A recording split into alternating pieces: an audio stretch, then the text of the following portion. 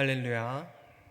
긴 연휴가 끝났습니다. 지난 추석은 정말 즐겁고 평안하게 보내셨습니까? 네, 연휴 기간 동안에 우리의 몸과 마음이 많이 회복되었을 줄로 믿습니다. 그러니 우리가 더 힘차게 하나님의 예배하는 여러분들이 되시기를 주님의 이름으로 소망합니다. 요즘 사람들, 특히 이제 기독교를 비판하는 사람들이 자주 하는 이야기가 있습니다. 요즘에는 교회나 뭐 이단 종교나 사이비 종교나 내 눈에는 별 차이를 못 느끼겠다 이런 식으로 비판하곤 합니다. 사실 전통적이고 건전한 믿음을 가지고 있는 우리에게 있어서는 이런 말은 상당히 모욕적인 말입니다. 보통 이런 이야기들은 잘 모르는 사람들이 이야기하는 경우가 대부분입니다. 그리고 차이가 없다라고 얘기하기에는 너무나도 분명하고 많은 차이가 있습니다. 자, 우리는 진리이신 하나님을 믿지만 이단 사이비 종교는 그렇지 않으니까요. 우리 입장에서는 너무나도 억울하고 불쾌한 이야기입니다. 자, 우리가 살아가는 이 세상 사람들이 그렇게 말하고 있을 때 정말 진실된 그리스도인인 우리는 어떻게 해야 할까요? 자, 그 사람들이 잘 모르고 하는 말이니 무시할 수도 있을 것입니다. 어쩌면 그게 가장 쉽고 편한 방법이겠죠. 하지만 우리의 역할은 그런 사람들조차도 사랑하고 그들에게 복음을 전하는 것입니다. 빛의 자녀인 우리가 그들의 어두운 마음을 밝히는 것, 그것이 우리의 사명이라는 것입니다. 자, 억울하고 속상하고 불쾌할 수도 있습니다. 하지만 우리의 예수님을 생각하면서 이보다 더 큰 모욕도 견뎌내신 그런 십자가를 지신 예수님을 떠올리면서 우리도 그런 것들을 이겨낼 수가 있어야 한다는 것입니다. 자, 사실 이런 모욕감을 견뎌내는 것이야 얼마든지 할 수 있겠는데, 그러면 어떻게 해야 그 사람들의 마음을 돌려놓을 수 있을까요? 이것은 참 어렵고 복잡한 문제입니다. 자, 그런데 사실 이러한 문제는 지금 우리 시대만 겪고 있었던 문제는 아니었습니다. 우리가 읽었던 본문 말씀, 고린도 전서가 쓰여졌을 당시 사도 바울이 살고 있던 그 시대에서도 똑같이 여겨졌던 문제였습니다. 자, 우리가 읽은 본문의 말씀도 이러한 문제를 해결하기 위해서 사도 바울이 전해준 말씀 중에 하나였습니다. 사도 바울에게 있어 고린도 교회 성도들은 이러한 문제를 해결해 줄 수 있는 아주 귀한 열쇠였습니다.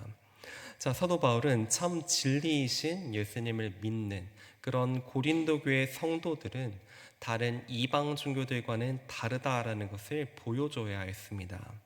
그리고 특별히 오늘 말씀 속에선 고린도 교회 여성 성도들에게 그러한 역할을 수여하고 있습니다. 그것은 머리에 덮개를 쓰는 등 단정하게 머리를 정리하라라는 것이었습니다. 사실 오늘 본문 말씀은 꽤 오랫동안 많은 오해를 불러왔던 말씀이기도 합니다. 많은 사람이 편견을 가지고 차별을 가져오게 된 그런 말씀이기도 했습니다. 그리고 성경학자들을 포함한 여러 사람들이 이 말씀을 이해하고 해석하는데 많이 골머리를 앓았던 말씀이기도 합니다. 그래서 오늘 이 시간에는 이 말씀에 대한 우리의 오해를 좀 씻어내고 그 안에 담겨 있는 귀한 하나님의 메시지를 이렇게 듣는 시간이 되기를 간절히 소망합니다. 전에 고린도 교회의 배경에 대해서 잠깐 말씀드린 적이 있었습니다. 당시 고린도는 굉장히 세속적인 도시였습니다.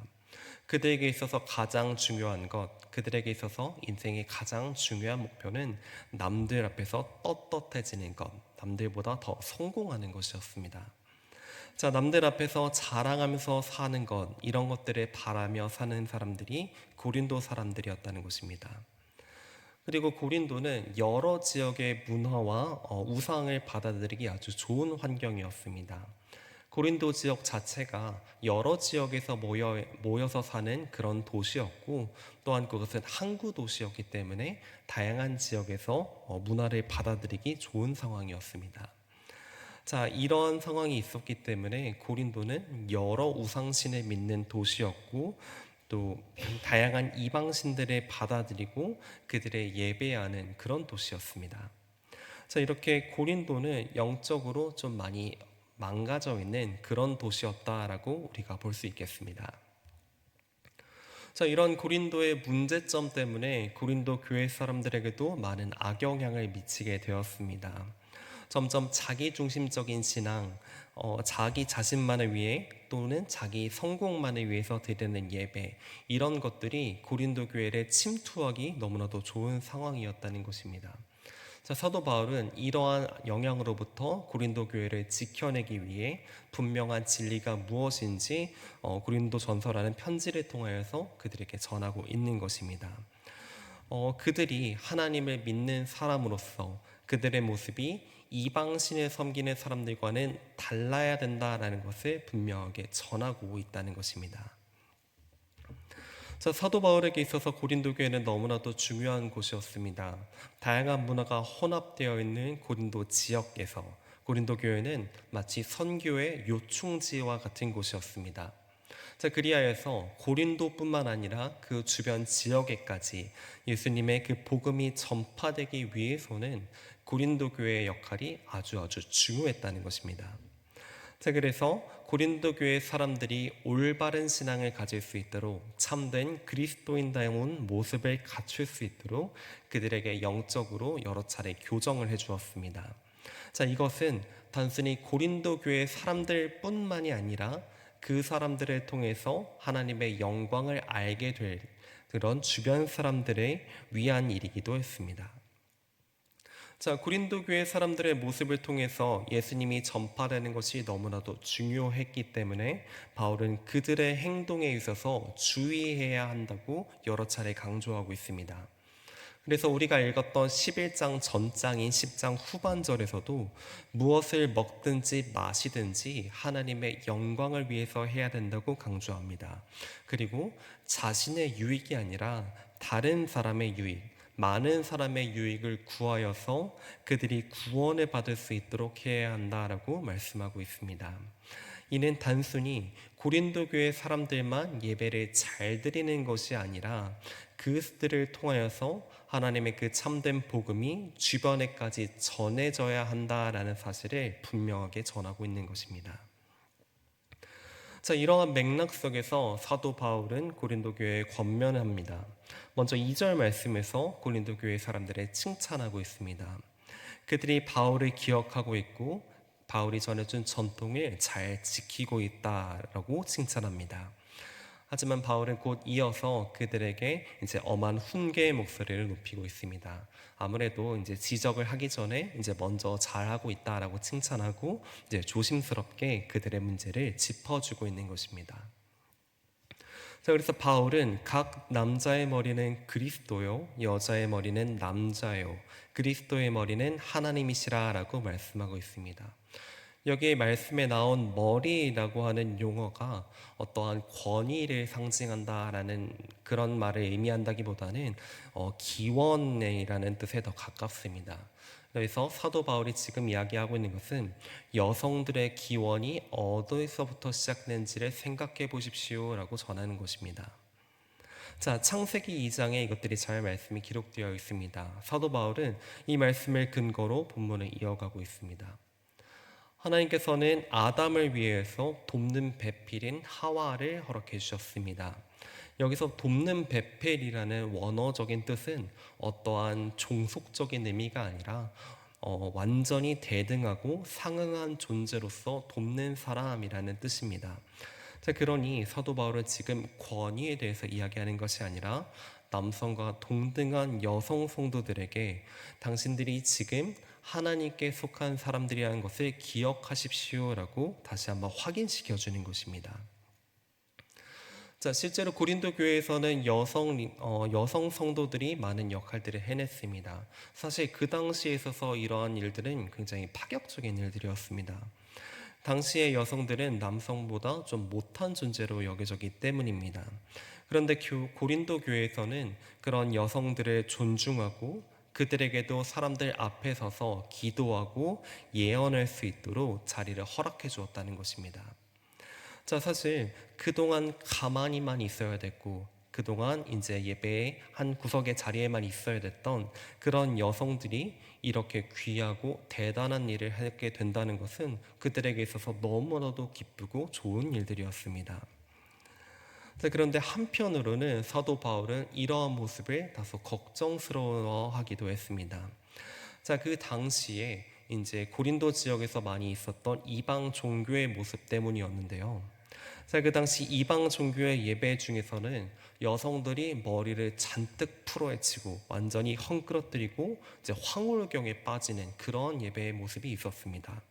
자, 술에 잔뜩 취해서 이제 머리를 풀어헤치고 막 춤을 추는 등 막 완전히 무아지경에 빠져서 그렇게 예배를 드리는 그러한 여성들이 있었다라는 것입니다.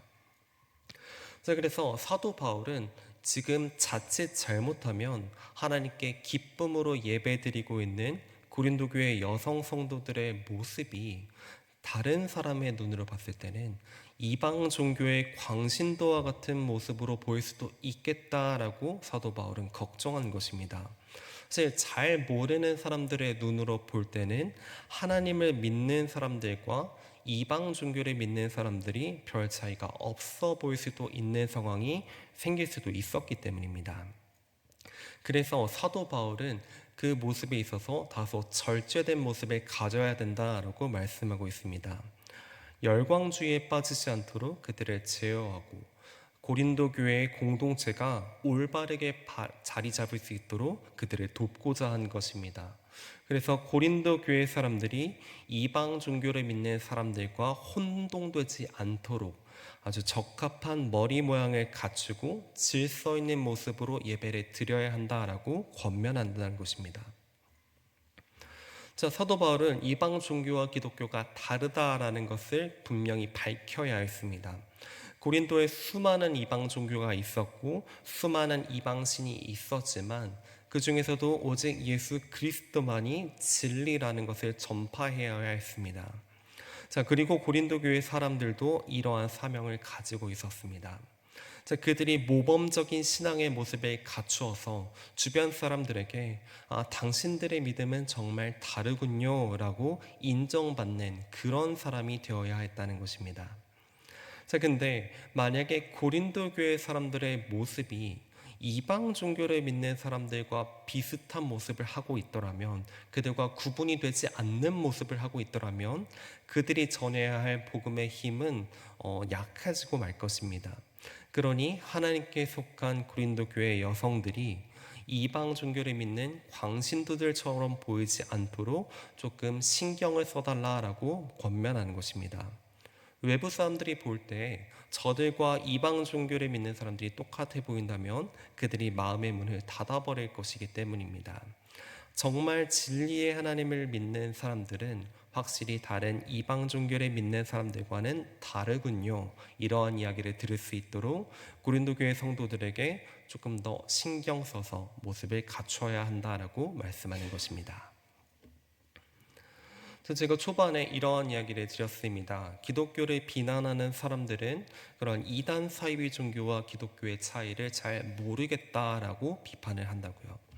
자, 사회적으로 문제가 되고 인격적으로 잘 갖추어지지 않은 그런 사람들과 사실 전통적인 교회 사람들이나 마찬가지다라고 지적을 한다라는 것입니다.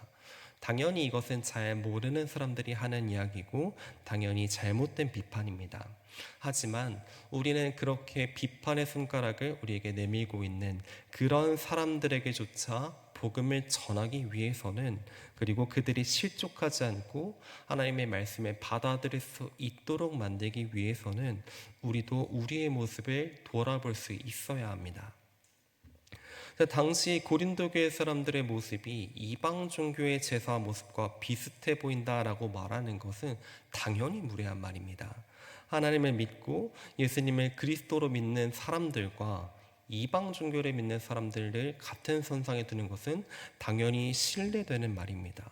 어쩌면 그 사람들이 우리가 정말 진실된 하나님을 열정적으로 믿는데 왜 잘 알지도 못하는 사람들의 시선을 신경 써야 됩니까? 라고 생각할 수도 있었다는 것이죠. 하지만 이런 것들을 아직 분별하지 못하는, 아직 믿음의 눈을 뜨지 못하는 그런 사람들을 위하여서, 그런 사람들을 조금 더 신경 써서 조금 더 그리스도인다운 모습 보다 영적으로 품위 있는 모습을 갖춰야 한다라고 사도 바울이 권면하는 것입니다. 자, 우리는 하나님의 자녀입니다. 세상 사람들은 우리의 모습을 통해서 하나님을 알게 됩니다. 또한 우리는 예수님을 믿고 따르는 사람들입니다. 세상 사람들은 우리의 모습을 통하여서 예수 그리스도를 알게 됩니다. 이 말씀에 우리는 거룩한 책임감을 느낄 수 있어야 합니다. 자, 우리는 우리만 예배 잘 드리면 그만이다라는 생각을 거둘 수 있어야 됩니다. 자, 남들이 뭐라고 하더라도 그냥 그 사람들이 잘 모르는 거야 라고 넘어가도 되는 사람들이 아닙니다. 왜냐하면 이 세상을 밝히는 빛의 자녀로 살아간다라는 것이 우리의 역할이기 때문입니다. 왜 내가 예수님을 믿고 사는데, 왜 내가 예수님을 온전히 믿고 살아가는데 잘 알지도 못하는 사람들을 눈치를 봐야 됩니까? 이런 말은 사실 우리에게 해서는 안 되는 말이라는 것입니다.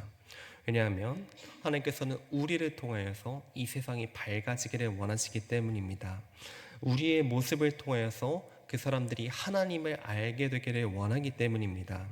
우리를 통하여서 교회를 비난하는 그 사람들이 변화되기를 원하기 때문입니다. 자, 이것은 예배의 모습뿐만 아니라 우리의 삶의 모습도 마찬가지입니다. 자, 우리가 뉴스나 여러 매체를 통해서 잘 알고 있다시피 잘못된 믿음을 가진 사람들은 쉽게 사람을 속이기도 하고 도덕적이지 못한 행동을 아무렇지도 않게 행하기도 합니다. 이기적이고 비상식적인 일도 아주 거리낌 없이 하기도 합니다.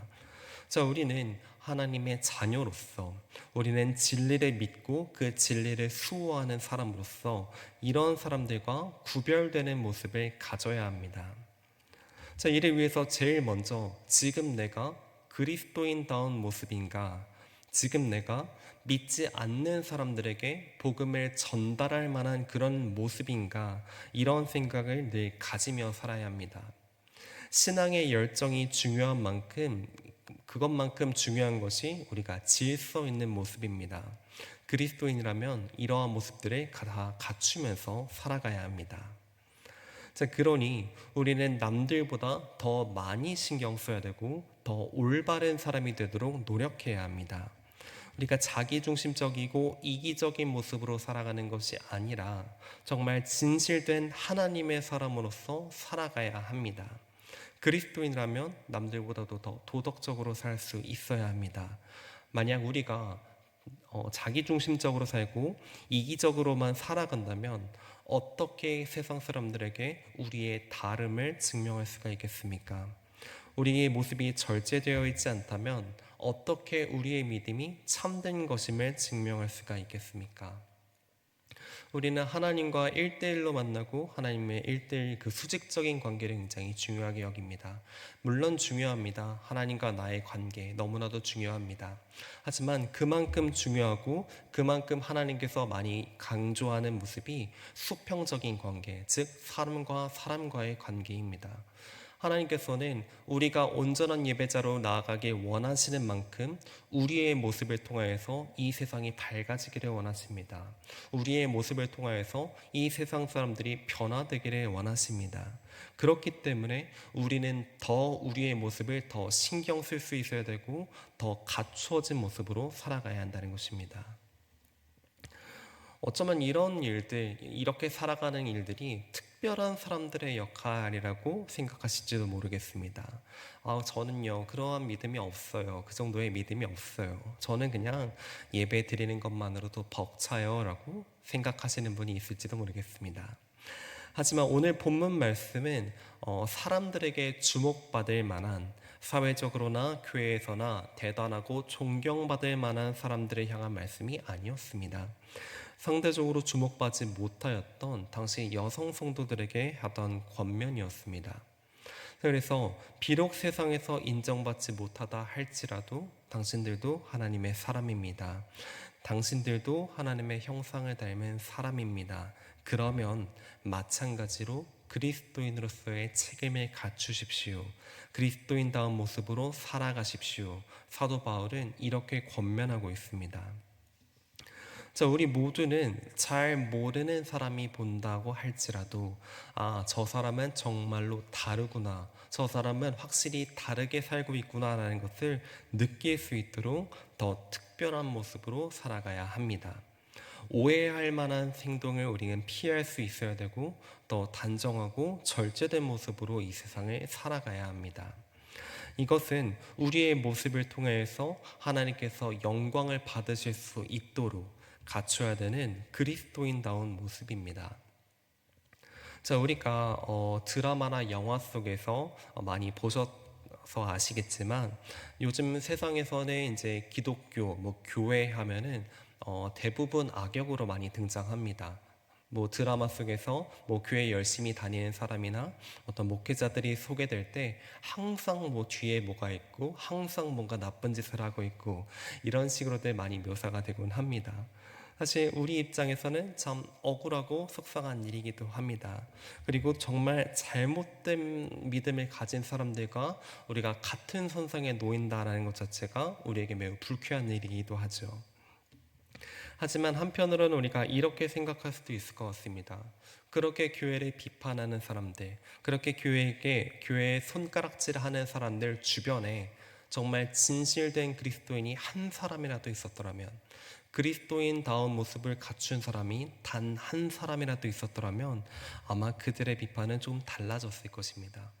아무리 언론에서나 여러 매체에서 교회를 비판한다라고 할지라도 내 주변에 교회 다니는 사람은 저렇지 않을 텐데 라고 반응했을 것입니다. 자, 그리고 지금 이러한 비판의 손가락을 거두게 하기 위해서는 우리 모두의 노력이 필요합니다. 우리가 다르다라는 것을, 우리가 그러한 잘못된 믿음을 가진 사람들과는 다르다라는 것을 세상 사람들에게 보여줄 수 있어야 한다는 것입니다. 사랑하는 여러분, 우리는 빛의 자녀들입니다. 우리는 교회 안에서뿐만 아니라 세상 속에서도 빛의 자녀답게 이렇게 세상을 밝히면서 살아가야 합니다. 지금 세상 사람들은 우리에게 손가락질하고 있습니다. 우리가 이단이나 사이비 종교와 무엇이 다르냐고 우리를 비난하고 있습니다. 자, 그런 사람들에게도 우리는 진리의 빛을 비출 수 있어야 됩니다. 우리의 모습이 그런 사람들에게조차 인정받을 수 있도록 그리스도인다운 모습으로 우리는 살아가야 합니다. 우리가 다르다라는 것을 보여줄 수 있어야 하고, 우리가 정말 참 진리이신 하나님을 믿는다라는 것을 우리는 보여줄 수 있어야 합니다. 이를 위하여서 우리는 더 갖춰진 모습으로 살아야 되고, 남들보다도 더 특별한 모습, 좀 더 도덕적인 모습, 좀 더 이기적이고 자기중심적인 것들을 내려놓을 수 있는 그런 모습으로 살아가야 합니다.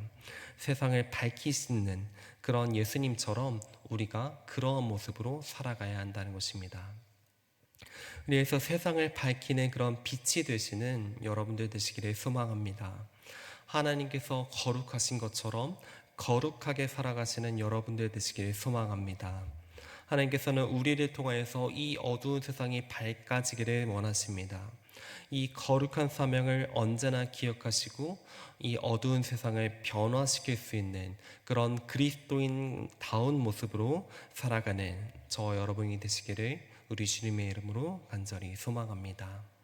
기도하시겠습니다.